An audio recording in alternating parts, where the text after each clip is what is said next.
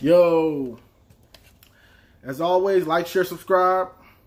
Now let's just get into it. So, Michigan plays Wisconsin in Wisconsin this Saturday, 12 o'clock.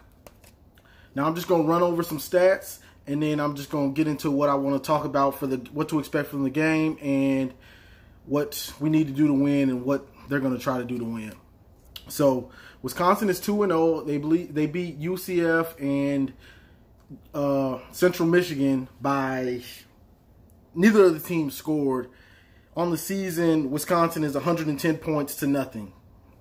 And Michigan is 64 points on the season, and they gave up 41. But they played tougher competition.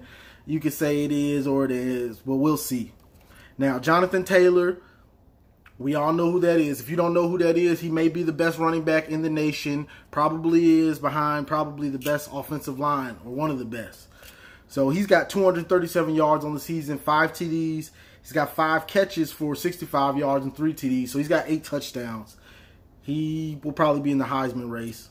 Now their quarterback, Jack Cohn, he's 75% on the year. He's got 564 yards, 5 TDs. And so those are the most important guys.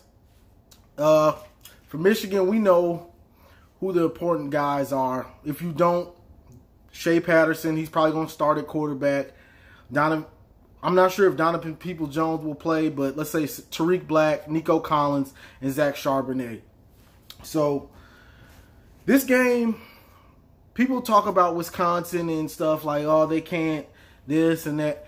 Wisconsin is basically the only difference from Wisconsin and Michigan to me is quarterback play. We both want to do the same things historically, run the ball down your throat. The only differences have been, to me at least, is Michigan has had quarterbacks that usually go to the NFL type quarterbacks. They've had better quarterback play. So when a team stops the run, Michigan can play action pass and all that. And when a team stops the run for Wisconsin, they're kind of out of luck. Like the quarterback can't get it done. And so that's basically what this game comes down to me. So Wisconsin is going to try to establish Jonathan Taylor, whether that's running it mostly through the run game, but they're going to probably try to get it to him on the passing game also. So it comes down to stopping him and making Jack Cohn beat us. Now, I've watched some of their games, and he looks good. He looks better than Hornibrook. Hornibrook was horrible last year. He was horrible in that game.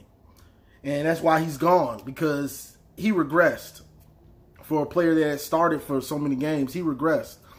And so Jack Cohn looks good. So if we can slow down their run game and make him beat us, that's going to be the game plan. Can he score? Can he make throws against tight man coverage where the DB he's beat, but it's going to take a great throw? So that's going to be the difference, because I said this last year when we played teams like Indiana and OSU. Like, we're going to be in that man defense, and I said this. Dwayne Haskins and Ramsey for Indiana, they're going to make those throws. Bad quarterbacks, they're not going to, when they see the DB is right there, they're not going to try it because they don't trust their arm enough. Dwayne Haskins, those like that, they're going to make those throws. They believe in their arm, and they can make those pinpoint precise throws. So that's going to be the difference. Can Jack Cohn make those throws on tight coverage, NFL type throws? I don't know. We're going to see. That's going to be the chess match between Don Brown and the Wisconsin offense. Because honestly, last year, I was nervous for a while during the game last year, because Jonathan Taylor was getting stopped for a gain of 3, and he would carry our linebackers and D linemen like 2-3 more yards. So he was getting 5-6 yards after the point of contact. And so this year, hopefully we can stop that from happening, because if they would have just kept giving him the ball, our defense might have broke. But luckily, they just stopped giving it to him, and then we slowly blew him out because Hornibrook couldn't make any throws. Now, on the Michigan side, turnovers.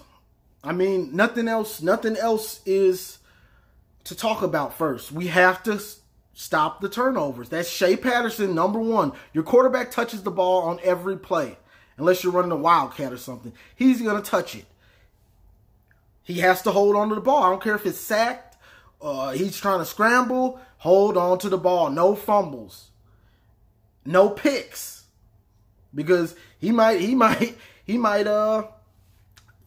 hold on to the ball and not fumble, then he might throw a pick or something. So it's just no turnovers. Don't give them the game. Don't give them reasons to stay in the game if we're dominating them. So that's number one. Now, of course, Michigan, we're going to probably try to establish the run with Charbonnet, and I'm hoping Christian Turner gets more carries because he has a little more explosiveness than Turner does. I mean, than Charbonnet does. So I'm hoping he gets some carries because I see him as a dude that could take it to the house if he hits the hole right. So, but Wisconsin is probably going to try to shut down our running game. And before I get off the running game, if Shea doesn't keep the ball on the read, if Shea is in, if Dylan is in, I'm not even going to say Dylan because we know Dylan McCaffrey gets in the game and they're running the read, he's going to keep it. He's going, when that DN or linebacker crashes down and takes the running back, he is going to keep it. So let's not even get into what he's going to do. Shea has to, when Shea's running the read in these RPOs, he has to keep the ball to keep them honest. If he doesn't keep the ball to keep Wisconsin's DNs and linebackers honest, it's going to be a long game. Wisconsin is a tough team. I give them respect because they are a tough, hard-nosed team. They will hit you in the mouth. Like, this isn't a game where all soft hitting. No, it's going to be some hard hits out there. So, Shea has to keep them honest. If he doesn't keep them honest, Charbonnet is going to be getting 2.5, 2.6 yards a carry, 3 yards a carry. It's imperative in this offense that the quarterback is smart and knows the correct decision to make. It's a split decision, but you're the quarterback. You're starting. You got to make that right decision. So, hopefully Shea is doing that so we can get the full potential of what the offense can do. But either way, Wisconsin's going to try to stop our run. And this game comes down to Shea, y'all. This game is going to come down to Shea. Because Wisconsin is, they're used to hitting people and stopping the run because that's all they face in practice is one of the best backs in the nation and one of the best offensive lines. So it's imperative that we can throw the ball, that Shea can hit the receivers and not leave plays on the field. That's what it's going to come down to. Offensive line has to do their job and protect for them. But when you get those chances, you got to hit them. I don't want to hear people have said receivers dropping balls and stuff like that. There was probably about 6 or 7 drop balls the first game. There was probably 2 or 3, a normal number in the second game. But Shea missed probably like 5, 6 throws that were wide open. It's on him to hit them receivers. They're not going to drop 6, 7 balls like the first game. He's got to hit them. So that's basically what it comes down to. Who can stop the run and whose QB will have time. Whose QB will have time to throw. And when they have time, will be able to make the throw. Complete passes. That's what it's going to come down to. This game to me comes down to who can establish the run, one. And if you can't establish it and keep a steady run game, which QB plays the best?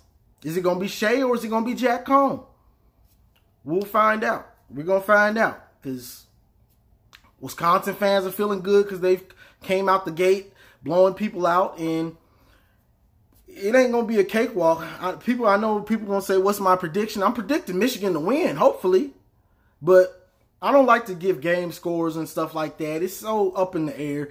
This will probably be a low-scoring game, probably like 24-17 or something like that. But I just don't like to give game scores because it's so up in the air.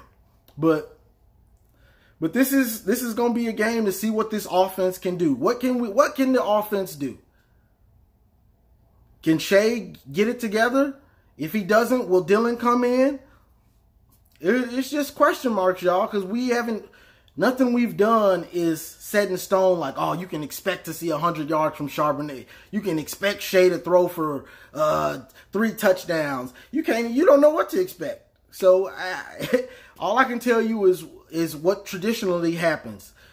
But both these teams and these coaches, they're going to want to try to establish the run. And once it gets stopped, okay, can your quarterback make a play to win it? Can he make those throws so you're not one-dimensional? That's what it's going to come down to. Shea hasn't been steady, so I can't just say he's better than Cone. And Cone is he's a first-year starter. He's looked good, but they haven't played good teams, so we don't know. So it ain't much to say. Hopefully, now special teams, I'm not sure about their special teams, but we'll see if DPJ is returning punts. Probably not, since he's just now coming back. That's if he comes back. But hopefully we can get some points out of special teams, whether that's a kick return or a punt return. And as far as the kicking game, Nordine he's not going to be in the game unless it's just a super long kick. Moody is who to go with, but we probably will need the kicker because this probably will be a low-scoring game. But not much has been proven for us, and they haven't played any good competition. So, Gaddis, you on deck. What can you do? Is it Shea not making the right reads? Or is it you calling garbage plays? Is it Harbaugh calling the plays? We gonna see. I trust the defense because this is the type of game that they'll be ready for because there's nothing they haven't seen. It's like it's not something new. So this game comes down to the quarterbacks in my opinion, y'all. Once the run gets stopped by both teams, whose quarterback can make a play? So that's all I got for today, y'all. We're going to see what happens 12 o'clock on Fox. So like, share, subscribe. And as always, go blue.